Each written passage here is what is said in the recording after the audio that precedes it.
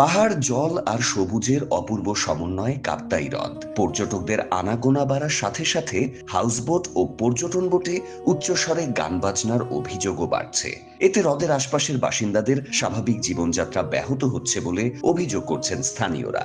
বিশেষ করে শুক্র শনিবার বোটে গান, নাচ সহ বিভিন্ন আয়োজনের শব্দে বেশি ভোগান্তিতে পড়েছেন শিশু, শিক্ষার্থী, বয়স্ক ও অসুস্থ ব্যক্তিরা।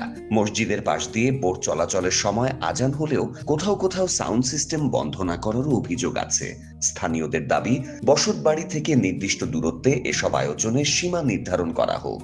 তাই হবে বর্তমান সময়ে টুরিস্টরা যেভাবে উচ্চস্বরে গান বাজনা করে এটি নিয়ে বেশ কিছু অভিযোগ রয়েছে। বিশেষ করে স্থানীয়রা লেকের পাশে যাদের বসতঘর রয়েছে তারা এটি নিয়ে অভিযোগ করছে যে এই উচ্চস্বরে গান বাজনার কারণে তাদের শিশু সন্তানরা সমস্যা হচ্ছে এবং বিশেষ করে শিক্ষার্থীরা তাদেরও নানা ধরনের বিড়ম্বনায় পড়তে হচ্ছে। এদিকে শব্দ দূষণের পাশাপাশি বর্ষা মৌসুমে নৌযাত্রার নিরাপত্তা নিয়েও রয়েছে উদ্বেগ।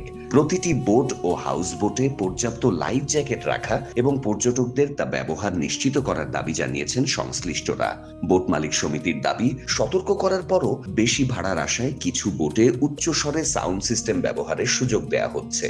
আমরা সতর্কবার্তা দিয়ে দিচ্ছি যে বোটগুলা সাউন্ডের ভাড়া না মারার জন্য। এখন ওরা কি করে বেশি ভাড়া পায়, এগুলা বেশি ভাড়া কারণ লোভের কারণে এরা কয়েকটা বোট পাহাড় টাহাড়ে সাউন্ডের ভাড়া বেশিরভাগ মেরে থাকে, কিন্তু এগুলো লেক্সের ব্যাপার ঝুঁকিপূর্ণ, এগুলো বন্ধ করে দিলে ভালো হয়। বিষয়টি উঠে এসেছে জেলা আইন শৃঙ্খলা কমিটির সভাতেও। সংশ্লিষ্টদের মতে, পর্যটনের বিকাশের পাশাপাশি স্থানীয়দের স্বাভাবিক জীবনযাপন, সামাজিক ও ধর্মীয় পরিবেশ এবং পর্যটকদের নিরাপত্তা নিশ্চিত করা জরুরি। একই সাথে কাপ্তাই হ্রদের গুরুত্বপূর্ণ মৎস্য সম্পদ ও পরিবেশের ওপর অতিরিক্ত শব্দের সম্ভাব্য প্রভাব নিয়েও সতর্ক থাকা প্রয়োজন। পুলিশ বলছে, জনদুর্ভোগ বা জনশৃঙ্খলা বিঘ্নিত করে এমন কর্মকাণ্ড কোনোভাবেই মেনে নেওয়া হবে না।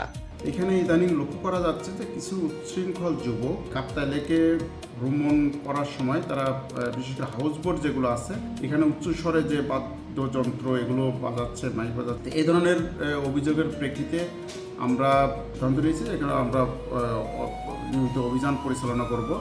যারা এই কর্মকাণ্ডের সাথে যারা সম্পৃক্ত তাদেরকে আইনের আওতায় নিয়ে আসবো। জেলা প্রশাসন ও ফায়ার সার্ভিসের সাথে সমন্বয় করে শিগগিরই অভিযান চালিয়ে আইনগত ব্যবস্থা নেওয়ার কথা জানিয়েছে পুলিশ।